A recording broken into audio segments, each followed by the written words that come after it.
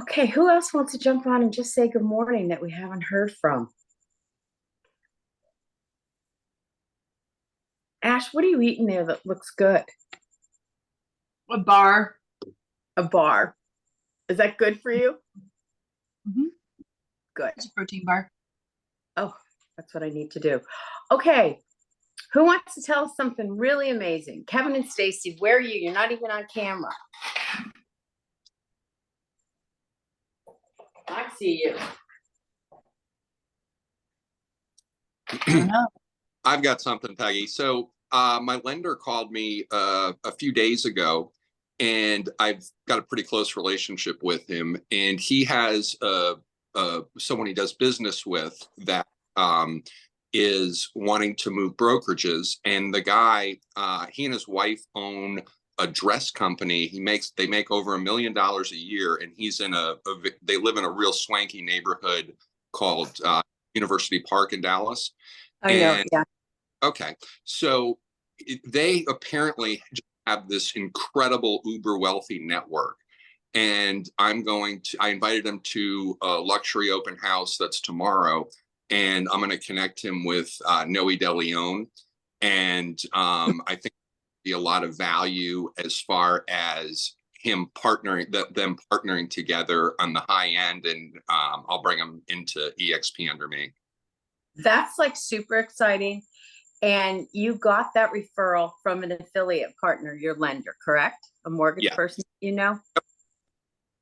Have you talked to him about EXP before? His friend or the lender? No, the lender. So he knows all about it. Oh yeah, he knows all about EXP. He knows all about Trey's group. He's met Trey. He knows the system we have. Wonderful. Who's your lender? Mike Johnson. Nice. Very, very nice. Okay, let's jump in. Cindy, hi over there. How many of you saw the video and the presentation about unpacking the NAR? I did. Anybody else watch it? How many of you don't even know what it's about?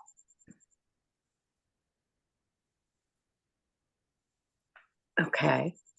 So how many of you think that you've heard all this stuff on TV and you might be out of business?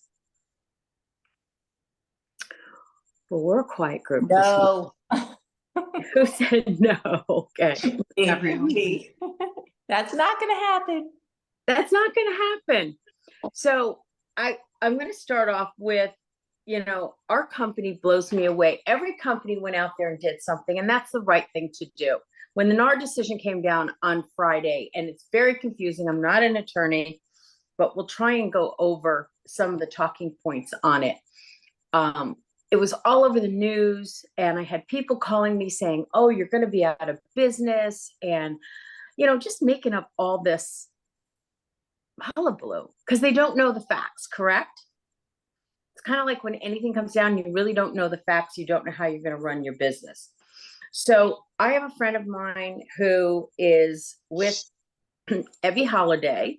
She was in my wedding, our wedding, and don't even talk about why she's not at EXP. But this is what she wrote me. Somehow or another, it popped up on her feed. And I think, how cool is this for another agent to say this? Such a great, clear-minded explanation.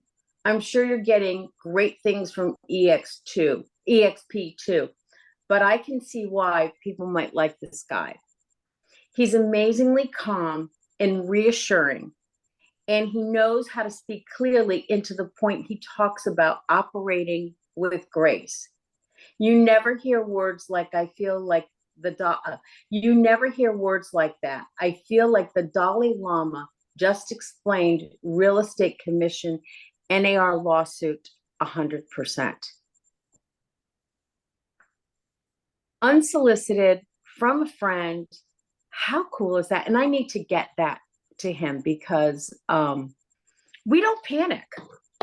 That's one of the things that we don't panic. So Ashley, can I kind of put you on the, Ashley's really good at explaining things. I go off on tangents. Ashley's the high D, bottom line, numbers. So Ashley, you want to go over what this means? What Well, I everybody's think talking about?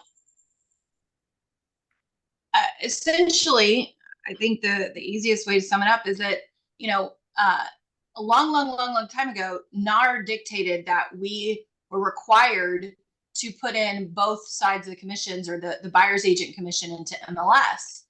And they're basically saying that we don't have to do that anymore.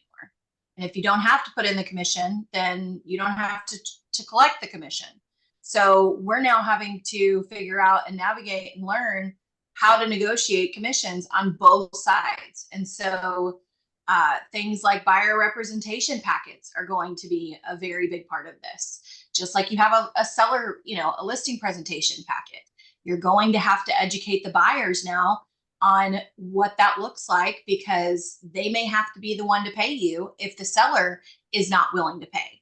And you're going to have to educate sellers even more. I found a document this morning. For some reason, I can't find it on my phone. It's not downloading. So I'll put it in the group chat later today. But it was a seller's explanation for listing fees and how we can, overcome objections with sellers on still offering 6%. It's not that the seller can't do it. It's just that they don't have to. And not that they ever really had to, but MLS required us to put that in there. So the MLS requirement is going away. You have to have a buyer's representation agreement now. And that I think is amazing. You should have been doing that all along, or you were wasting your time and not getting paid and working for free. So Holly, jump in, go for it. I was just gonna piggyback on what both you and Peggy had said. I'm on the National AAC, and we had a meeting yesterday, and both Leo and Michael was on the meeting. And one of the things that, first of all, like you said, Peggy, with such grace in that meeting, Coldwell Banker has a notice out to their agents that they're gonna have a meeting next week, 2 weeks down the road. EXP has already come out. We've had over on that Zoom call, or on that live, we had over 50,000 agents. Mm-hmm. And a large portion of those agents on that call were not even EXP agents. They've had brokers listening in from other companies. And like Michael said, he sees this as 2020 happening all over again, because we were built for this. And I'm not mad about this, because it's going to weed out the agents, and the professionals are going to be around, because you cannot, sellers, there is no compensation in there, but they can offer it as not a compensation, as a Seller concession. As a seller concessions. Concession. as a seller concession on there. And so with all the training that EXP has and all of the information that we have, we're going to prevail. EXP, our leadership team is by far better than anybody else. They've got stuff out there. If I've been listening to all of this, and I've listened to Real, if you've listened to their statement, they didn't say anything. They didn't give any direction to their agents.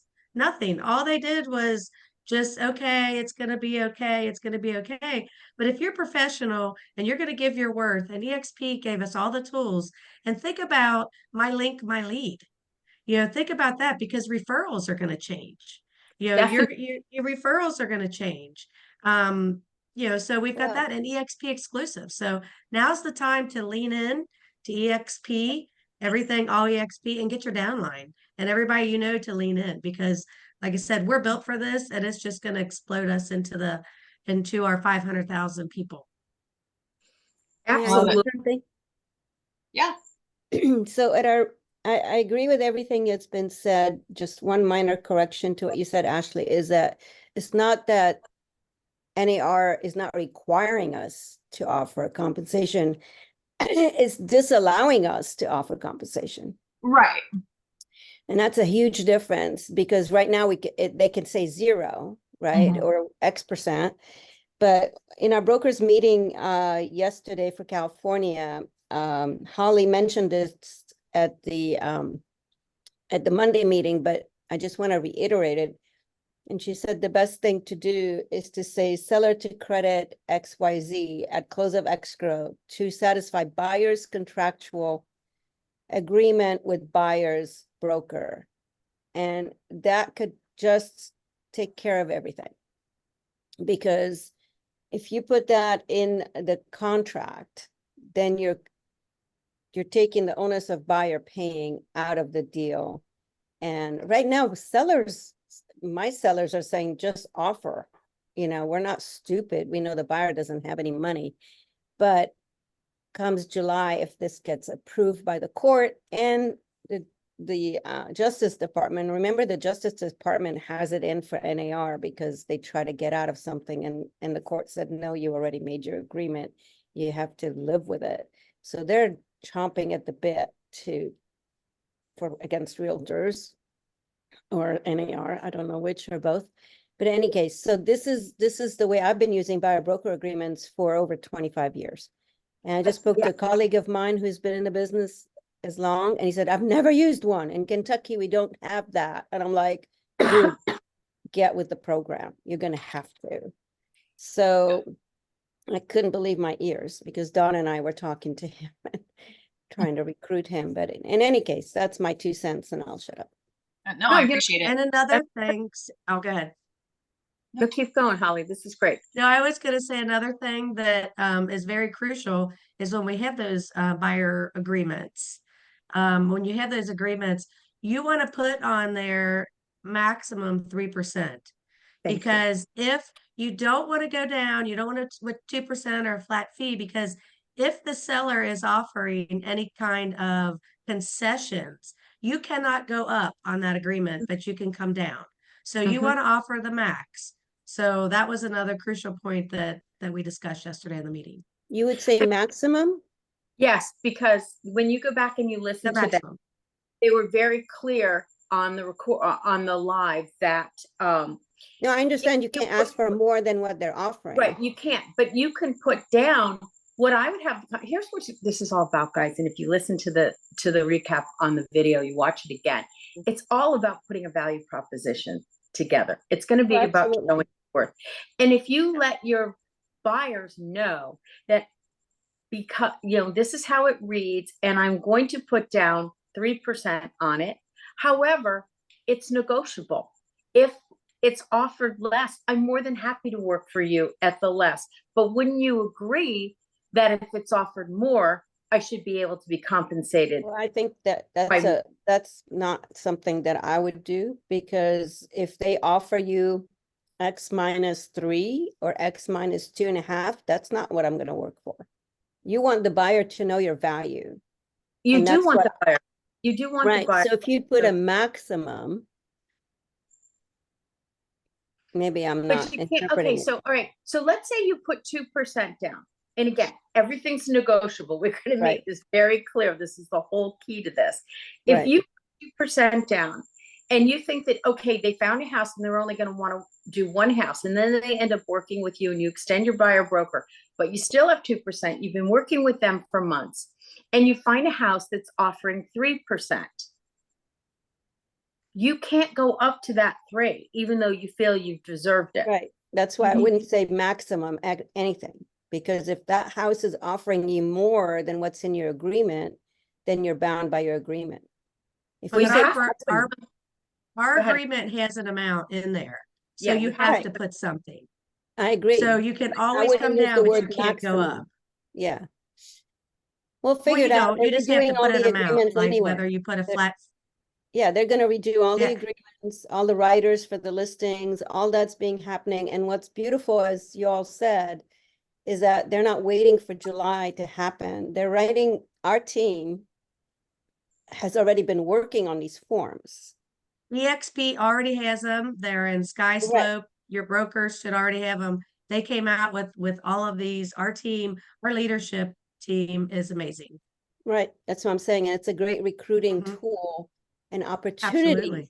You know, some people are belly aching, and I'm glad you sent that message about no crying tomorrow on our call. no whining, because I wouldn't have plugged in if you hadn't. Yeah, said no, that. it's not. I don't want to talk about the decision and whether it's right, wrong, and different. Like, we're not here to hash that out. It's Well, how can we get through it's it, a bad and decision, what are but the we have to live solutions with to it? Yeah, Brad, we you've have had to your live with your hand raised for a long time. Yeah, I just wanted to ask the question, like, what is the reasoning that the NAR is saying that they're not allowed to offer commission to the buying side? Shouldn't that be up to the seller? So the sellers group together, and they've been suing all of the major brokerages here in the US for the last 2 years. And they finally had rulings in the last 6 months on a few of the major cases that the sellers feel like that they were, fleeced basically by being required to pay the buyer commission. And so all of these class action lawsuits are now all of the decisions have basically been in the seller's favor. And so they're having to pony up and pay all these sellers. And so this is NAR's answer to the DOJ and, everybody saying, okay, well, if we're not allowed to require, or which really was never required, but that was just the industry standard, right? They're saying the standard is wrong and we cannot make the sellers pay for the buyer's agent commission. But do they not realize that realtors aren't going to show their house if they're not getting paid? That's why they're like, even ahead, though Becky. we're not supposed to operate like that, but to be quite honest, let's be honest, realtors want to get paid. And I agree with you. So I want to jump in on that because in 1987, and some of you weren't even born that are on this call, there came out with buyer broker agreements. And there was a time when you had to take your buyer broker agreement and fax it over to the other agent because their broker needed to sign off on it. So and we had MLS books back then, we were in control. Now with the internet, 80% of the buyers have gone online and found the house that they want. So if they know about a house, Brad, and you don't want to show it to them because you know that there may not be a compensation being offered, they're not going to stay with you. So the whole thing. Fair enough, but also, the whole point of a buyer agent is also to offer protection to that buyer and to make sure that they're covered and getting the best deal possible. Whereas if they're just going to go to the listing agent, well, that listing agent has no loyalty to that buyer. And that's a lot of the reason why they're requiring the buyer representation agreement now, is because this is the biggest concern, is that you have a bunch of unrepresented buyers out there, or they go to the listing agent who's now, playing both sides. And a lot of brokerages don't even allow that because they feel like you can't be, a dual agent. dual agent. I mean, Yeah. I've even had Brad- situations where I've had a BRA and they've had no loyalty to me. So Right. Yeah, well, and Brad, this will protect you. This will protect you. If you haven't used these agreements, how many times have you worked with people and you've shown them all these houses and then they go off and they just find one. So this is actually going to protect you. And this is where we said that the agents are going to prevail if you know your value, you know your worth. If you haven't listened to our leadership, you should listen to it because it helps explain and sellers, they cannot put a commission in MLS. They can offer concession. In my area, we've already seen agents reducing commission, but it's all going to shake out at the end. And I would guess that there's going to be a lot more concessions that sellers are willing to get because they're going to get lower prices on their house. Right, because otherwise the house was going to sit anyway, and they're going to do a price drop. So they're, 6 Yes. cents, half a dozen, and that's part of educating the sellers and the buyers now. Is mixed direction or mixed conversations about whether house values are going to go down or not, because appraisers are going to start after July 1st when this all shakes out. Appraisers are going to get pay more attention to the comments and how much concession was offered and build that into the price. So I'm not convinced prices are going to come down. That was my initial thought, that, oh crap, now values are going to come down, but appraisers have to appraise based on sales, closed market sales. And until that whole thing shakes out, they have to go by what the market has assessed as a value. And then if I were an appraiser, which thank God I'm not, I would go forward and look at what were the comments. Appraisers call me and say, hey, were there any concessions? What are the terms of the sale? So they can do an accurate appraisal. So I think that's going to perpetuate the values remaining where they are. If you're offering the equivalent of a commission in a concession, that's, in my opinion, could keep the prices up.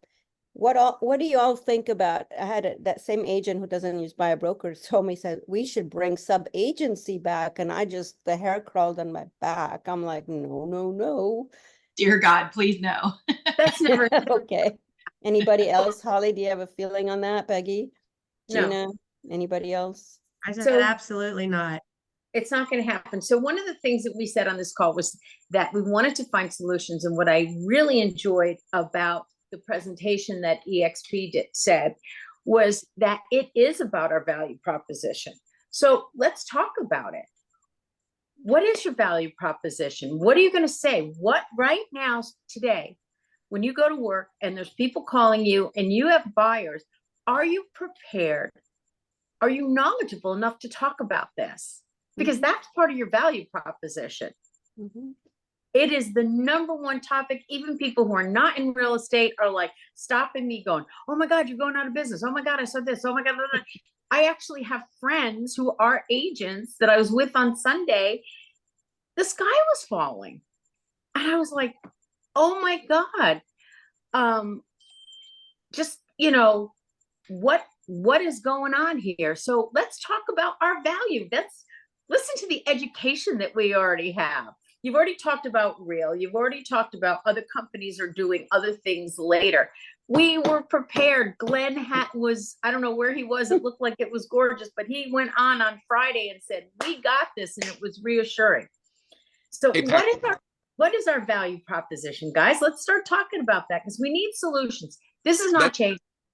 That's exactly why I tuned into this call. I've got, and I mentioned this last time I was on the call, I've got this buyer that's looking to buy 1.5. She's downsizing and selling 2.0. And I'm going to have a conversation with her this week.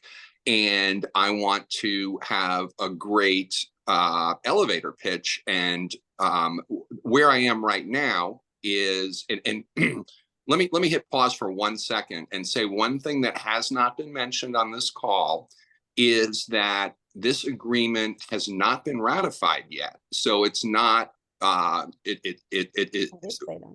major changes in the real estate market, but there's going to continue to be change because it's not all what's there now is not the final solution. But what I want to say to my client is, we know there's going to be some big changes. We don't know all the details yet. I'm going to be here to provide you the same exceptional representation, and whether my fee is paid by the seller or the buyer or a combination that's negotiated when we make offers on the property, you're going to get excellent representation from me. And I want to improve that. So anybody that has any suggestions, I would love to hear them. Good morning. Hi. Well, Peggy, thank you for last week's meeting. I was very, Good morning. I'm actually at Morning. 6 o'clock, so I'm still in my robe, so please bear with me. That's It's okay. fine. It's 6 a.m. here with me. So And thank you for the video. I mean, Me thank you for, too. yeah, that was a great meeting. Well, I always been telling agents for many, I was in a coaching program, and a lot of coaching programs just provide lip service to people, right? Oh, you're going to do this and do this and do that. It's like easy for you to say, when you actually do that, you can't really implement something. But now we really, really need to step up to tell our people, our client we're serving, and also people we try to recruit, you got to be fishing, not in the pond anymore. The pond is drying up. Or maybe somebody actually put a lid on the pond now. You got to go to the river I'm like in Pasadena. You gotta go to the river to catch more fish. Even better still, go to the beach, go to the pier. You catch a whole lot more fish, or get a boat, go out, launch into the ocean. The point I'm trying to say is that there's so many freaking homes for sale. It may not be today, it may not be this last month, it could be next week, next month. Some homes are going to be for sale next year. How are we going to prepare ourselves to reach out to those people, get the buyer, say, I got a list of home that would be on the market maybe within the next year, if you would like. You know, you sign agreement with me, I'll work on it. Nobody even know about it. You're going to fight in the MLS.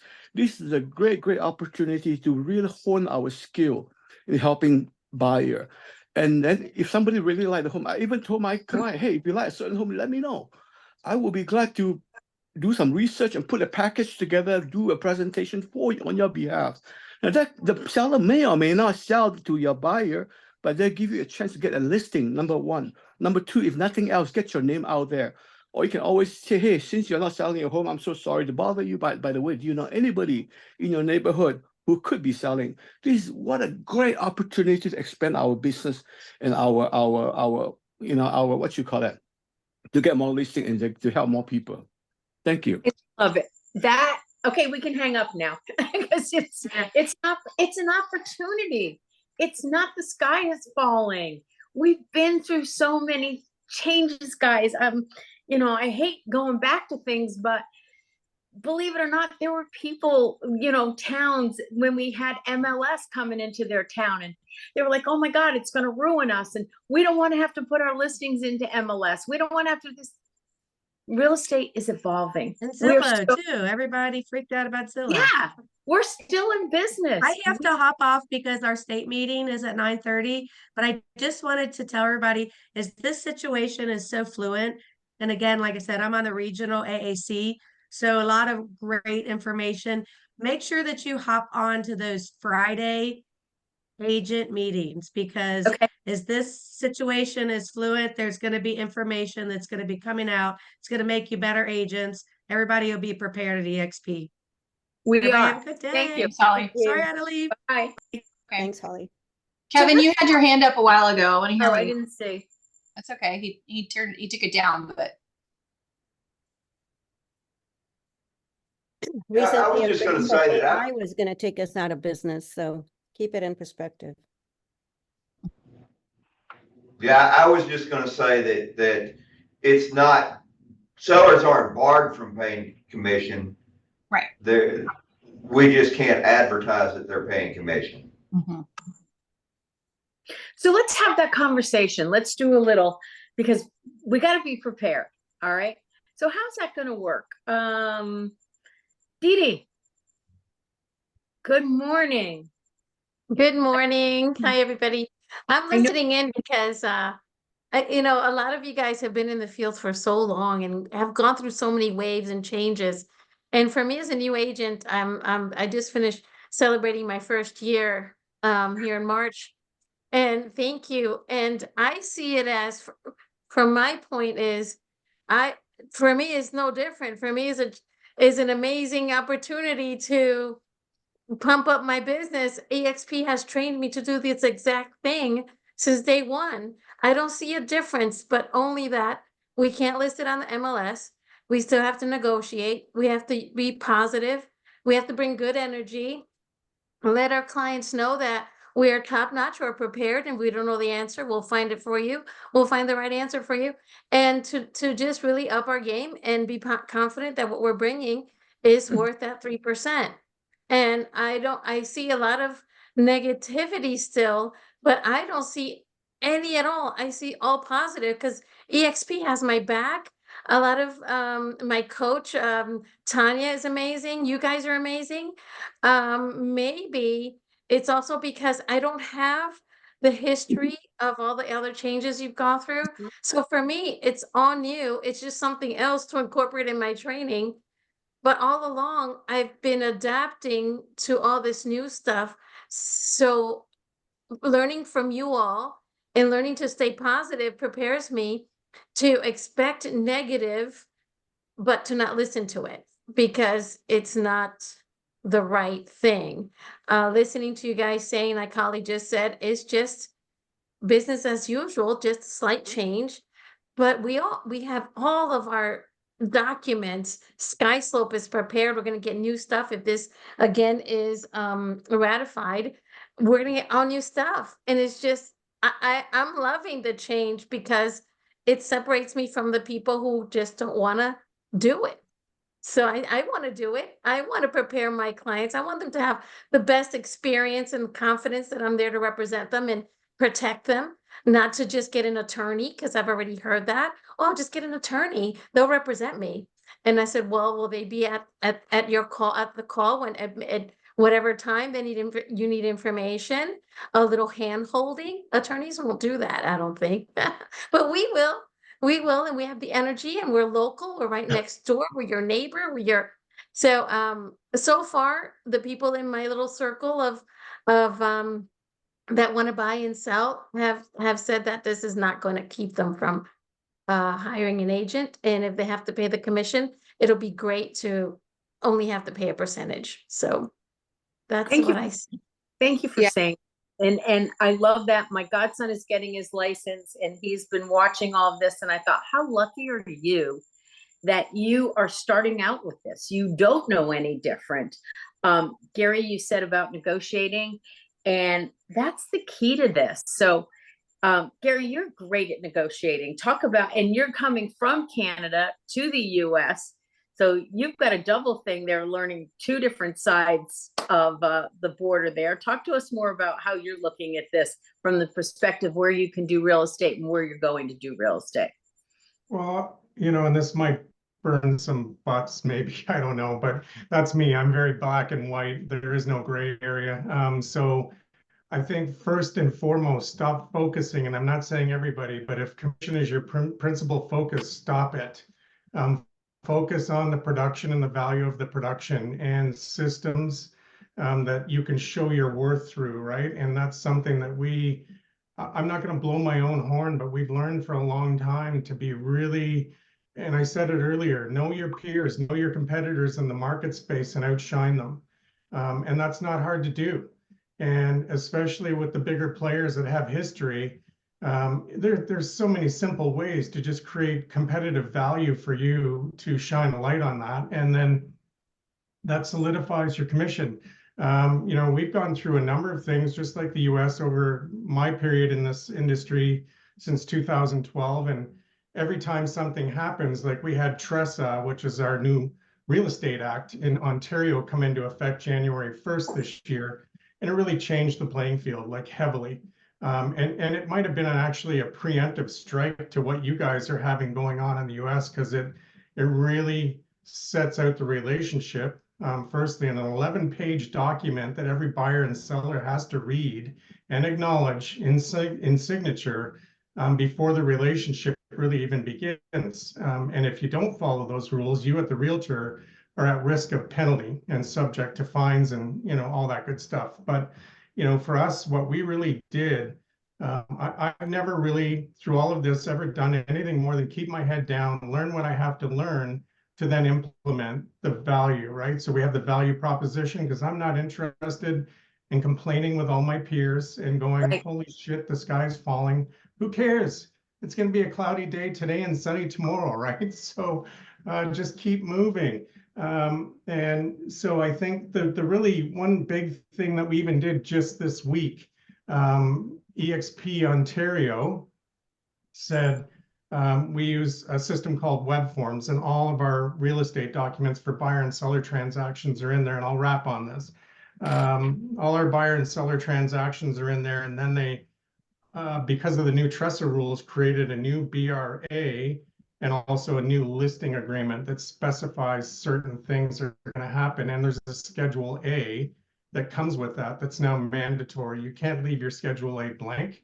And the biggest thing they want you to do is talk about what you're offering for representation, whether it be on the buy side or not. So in my case, I just went and simply audited everything we do or everything we can possibly do at any level of transaction that we cover, and put that into the Schedule A, and it's either it's included or when applicable. And we're going to just have all of our clients initial all of that. And then the onus is on them as much as us. And the one other thing that I'll wrap with, we put our money where our mouth is. So our BRA is a 2-page document. And on the first paragraph of page 2, that's where everybody always gets hung up. The consumer goes, what? I have to actually pay the commission if the seller's not going to pay out? And we're like, yes, you do. And they're like, well, I'm not cool with that. I am not going to agree to this. So I simply have put my money where my mouth is and said, okay, no problem. We don't want to lose you as a client. So if the seller can't pay out, we're going to do this commission free. And I give it to them in writing, right? And I've been doing that since 2012. We've never lost a commission, never, right? And we secure trust by forward thinking and forward paying what we're going to do if it doesn't go well.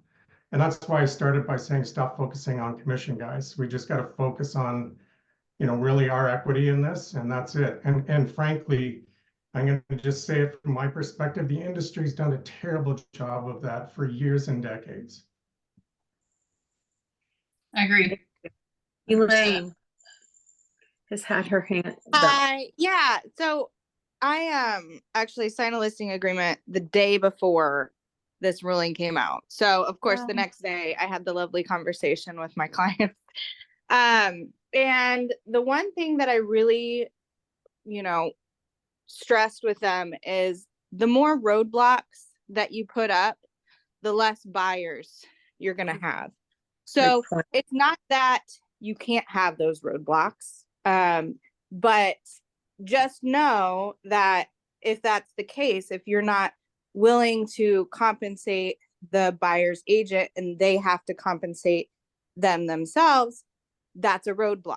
You're going to get less people who are going to be able to purchase your home. And they understood that. And then the other thing with the buyers, especially new buyers, and I heard this analogy and I just loved it. It was that, years ago, when the internet came about, travel agents, people were like, well, travel agents are going out of business. It's never going to be a thing. But there are still travel agents. And when your flight gets canceled, you don't have to sit on hold and wait with Delta or United. You call your travel agent and they handle everything. When your luggage goes missing or there's a tsunami that occurs, overseas, the travel agent handles it. Now, most people have encountered some type of mishap with traveling and they understand the stressors of it. But now you take those stressors and you're not losing out on a couple $100 or $1,000. You're dealing with hundreds of thousands of dollars in transaction. And to not have that, you can do it without a travel agent, but do you want to do it without an agent when you're selling your house and you have your biggest asset that most people will ever have? And I kind of liked how, the crossover with travel agents, because so many people have had that interaction with the airport and understanding that things really do go awry. And for most first-time home buyers, they don't understand that yet with purchasing a house. I mean, even other people don't understand the amount of things that come up because us real estate agents have shielded them from it. But that was kind of my 2 cents on it. No, I love that.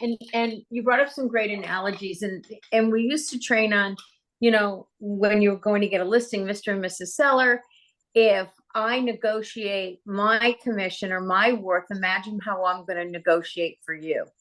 So it's all about putting your value proposition. And I think this is a great exercise for everyone because we have a fiduciary relationship. It is our responsibility to know what's going on. This isn't something you can just fluff off.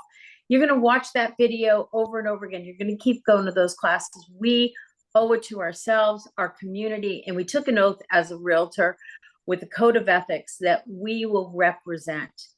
And we've got to come in this. It's about mindset. Everything we do, and like Gary said, it's about mindset. So do an exercise and what is going to make you stand out? What are you really going to do? Now you have to put your money where your mouth is. You've got to show that. Maybe you have, on a QR code, they can check your reviews. They can see what you're going to do. You can put everything in writing. I look at everything again as opportunity. Yes, when we don't have the right answers, when we go out and listen to other people who are not in the industry, and we don't come back to our leadership team and listen to what our leadership, we don't want to be sued. We were built for this. That sounds repetitive, but it's the truth. And I think the other thing that you need to do is get into relationships in advance with agents around the country. Start going to events, because it's not just going to be looking for, oh, I got a referral from my client and I'm just going to go zipping through, workplace or something. The person who you get to refer your clients to, you got to make sure they can negotiate. They're going to be able to fight for their commission, for what their value is. Because are you going to want to refer something to someone who has no idea what this is about? That's just going to bow down? Because you, quite honestly, when you do 25% or 30% or whatever it is of $1, it's not going to give you a lot of money. So build relationships, guys. Start talking to people around the country. Get into the different groups out there and let them know when you're checking out other areas, hey, I am educated on this. I want you to know, if you give me a referral, I'm going to fight for your commission too.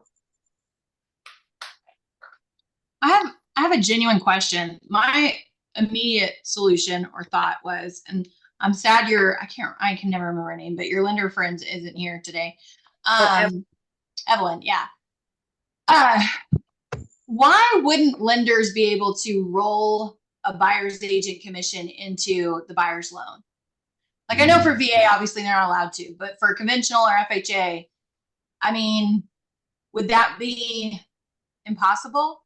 Because I feel like that would be another alternative solution where, yeah, they may not, like, it may affect their DTI and they may not be able to be approved for as much, but it would be a way for, buyers to fund their own commissions if lenders would adapt. And I mean, if a car dealer can roll an upside down loan into, the next one, then what's the difference for the buyer's agent to finance the commission, And you brought up something on Ashley about VA. Even on the call explaining this, they talked about even VA is got to go back now and rework how they're going to deal with it, with seller concessions and everything, and I've always thought, when you're doing an appraisal on a property, it's always included the commission. Why wouldn't it appraise? Because if you sell a house for $200,000 and you back out $12,000, everybody knows there's a commission in there, and the appraisers look to see what the breakdown is. So maybe we need to get an appraisal and appraiser on here. I don't know if they're different all over the country, but these are all great questions. And I know that every single person on this call is committed to being the best agent they possibly can. And these are the things that you talk about. I can't say what Ziggy said. Hi, Ziggy, we miss you. These are the things that we talk about with our buyers and our sellers, because this is not always only going to be a buyer conversation. Right, Gary? We got to go in and be able to talk like we know what we're talking about with our sellers. I loved whoever said roadblocks. That's a great way to, Dee Dee, I think you might have said roadblocks. Elaine did. Oh, Elaine, I think Elaine did. Roadblocks. I would have never thought to use that word roadblocks in my conversation. What else can we do to pump up our value here? Because you guys, Kevin was gonna say something again. I was just gonna say that this is all fluid. If you listen to anything that NAR's put out, you listen to anything that's been said, this is all fluid. Months ago, I was talking to a lender that said, yeah, we're already having those conversations where we're considering what, if a buyer puts money toward commission, that would be their their skin in the game. Right. So, like you said, it comes out of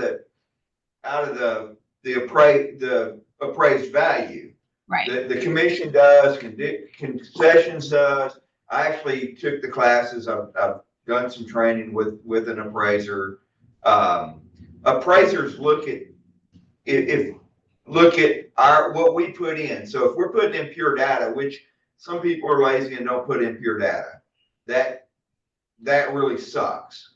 But as agents, as professionals, we need to make sure that everything we load onto the MLS is accurate, because it affects our future. It affects the future of that property. It affects the future values of neighboring properties.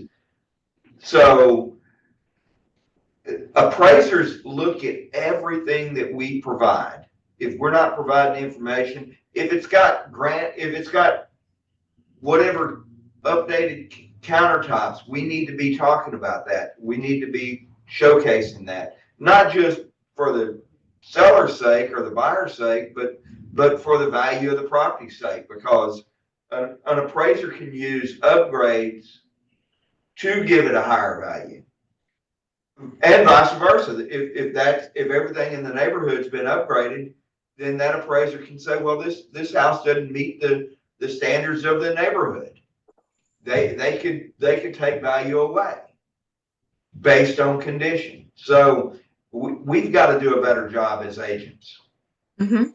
I agree. That's really what it comes down to, knowing your value proposition and being able to talk about it the second you get off this call when you go out there today.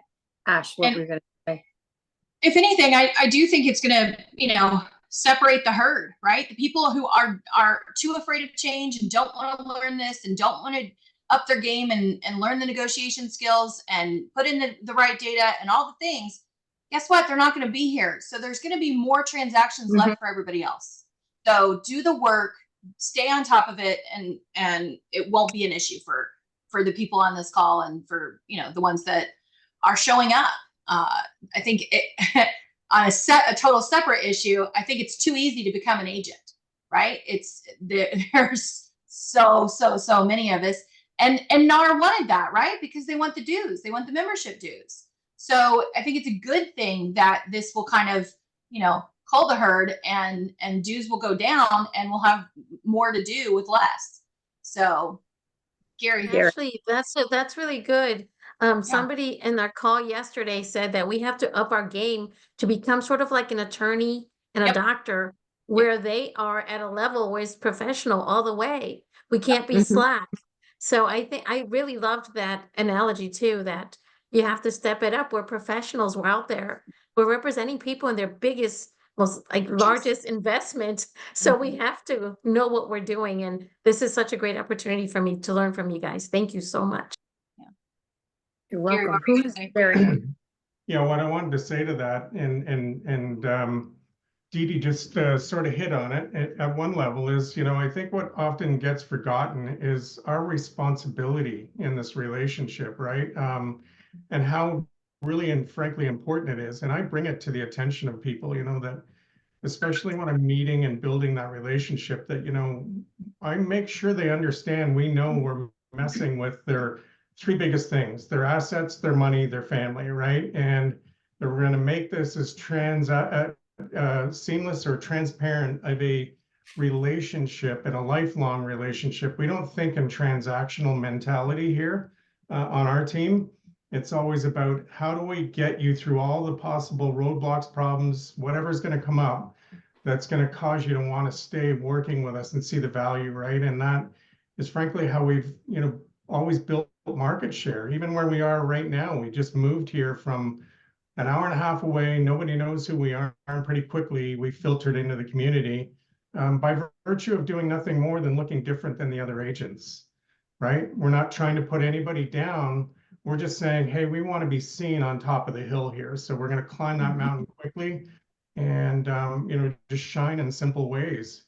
And it's even getting the attention of realtors. And this is the same thing that, Gina will tell you, testament to where we were. It was a community full of old dogs, no offense to anybody in our industry, but there was a lot of very seasoned realtors that only did things a certain way. here comes Gary and Gina. We blew it all up and we did social media and events and blah, blah, blah. Next thing, everybody knew who we were. We were getting business and people were talking about us. And it actually caused our realtors to start to step up and do the same things, right? So I feel great that we actually inspired, for lack of better words, because I don't like the word competitors, our competitors to do a better job. So everybody wins, right? They win, we win, the sellers and buyers win. I love that. And I think that marketing Mary, you is a need to huge. replace that prop behind you with a jet. Right. Your ideas are spot on. Well, thank you. I think that.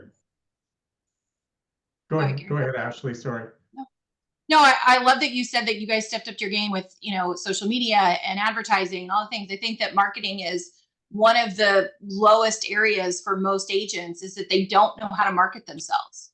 And so on top of your negotiation skills, you're going to need to be able to market yourself out better and learn how to separate yourself and be seen separately. And like Dee Dee said, that level of professionalism as the attorney of the real estate, right? And two quick things on that. You know, everybody wonders, well, how do I do that? You want to know how we really figured out how to get good in the community in our business? Canadians are very conservative. So as I got into my career, I just started following Americans, because you guys really blow it out of the park when it comes to doing things, right? And getting attention, you know, and so frankly, I just studied American realtors and started calling realtors and saying, hey, I love what you do.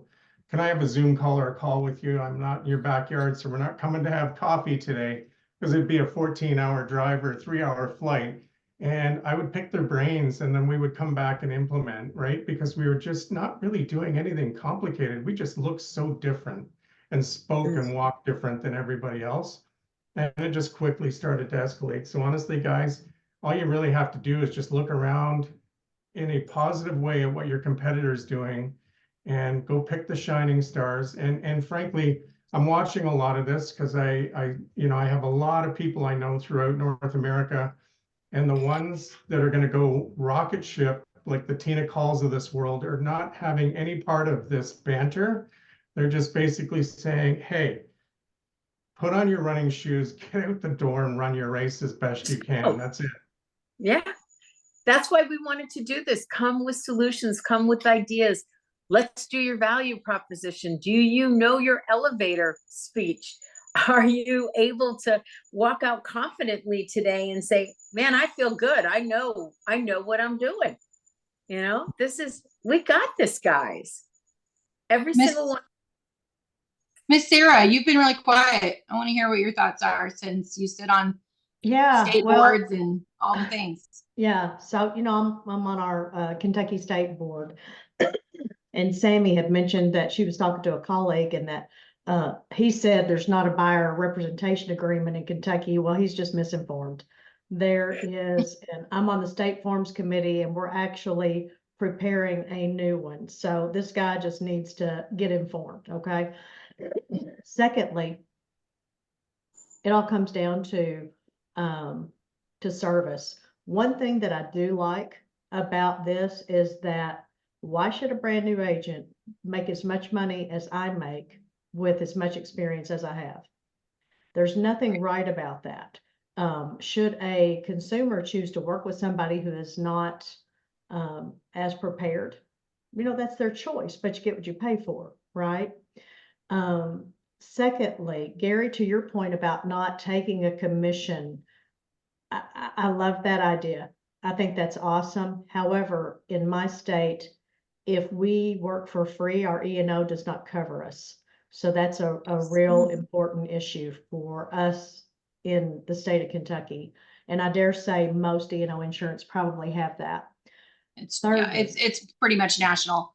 That's true.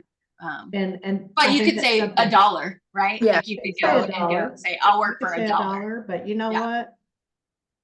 I just can't, I can't go there. I don't know about you guys, but I have a no asshole policy in my business. And I've gotten to that point over many years of earning the right to have that policy, because I do value my time and I value myself. So a few random thoughts. If you're on Instagram acting a fool, why should you be paid what I'm paid? If you're on TikTok acting a fool, why should you be paid what I'm paid? Do you see your doctor acting a fool, your accountant, your attorney, other people earning a professional fee acting a fool? Don't be a fool.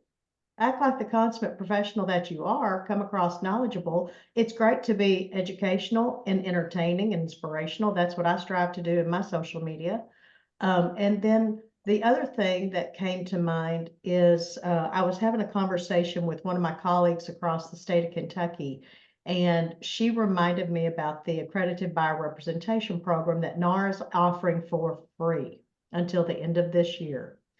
The first year's dues of $110 are free for the first year. After that, it's $110 to maintain that designation.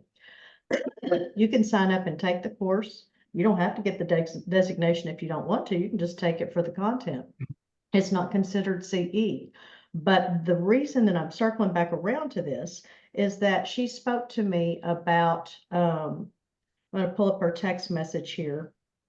And she said, hey, I'm going through the ABR designation class, and it's got some really good verbiage we should use for our state contract. Have you gone through it? I said, I actually had, when I first got my license, but I've forgotten everything. She said, it's really good. I've been doing buyer consults for several years and have taken a good list of things to improve mine.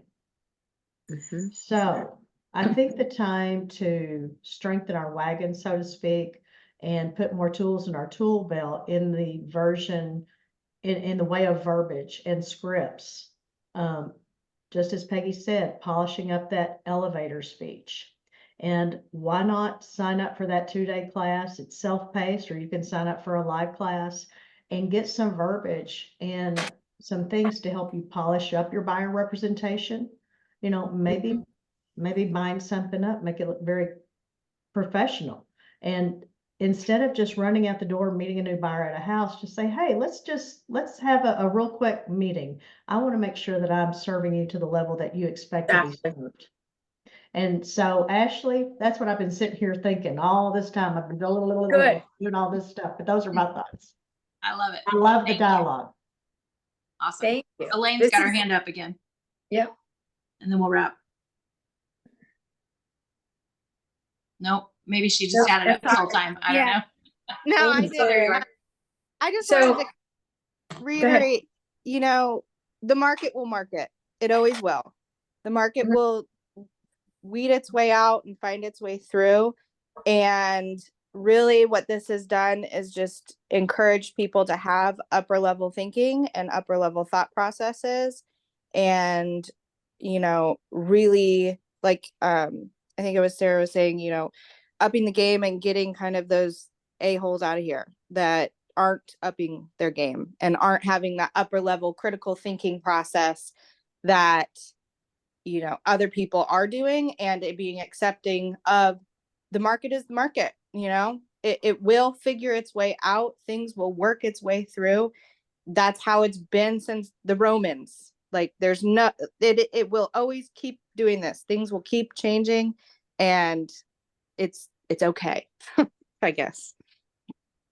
So I want to thank you guys. I don't know what just happened. I touched something on my screen. I want to thank you guys for this call. And I want to tell you that next week, I'm super excited about this.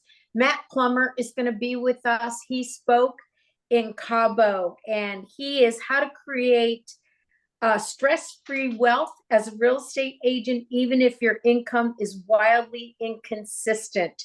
So he's an author, he's an agent, he is just helping everybody, and he really was well received at Cabo. So I'm super excited to bring him next week. Might be a great thing for you to invite guests to. Also, we have a couple of openings left at our lake retreat, which is the first week in May. And I just want to thank you guys. You know what you're doing. You got this, and you've got value. Write it down, remind yourselves, go pick up the phone and start calling people and let them know that you are on top of this. And hey, do you have any questions? What a great excuse to start calling your sphere, because they're all wondering. Be ahead of it. So thank you guys so much. I will see you. Hi, Janet. I'll see you guys next week with Matt Plummer. Really excited about having him on. So Thanks, everybody. Thanks, guys. bye. Thank you all. Bye-bye. You're welcome.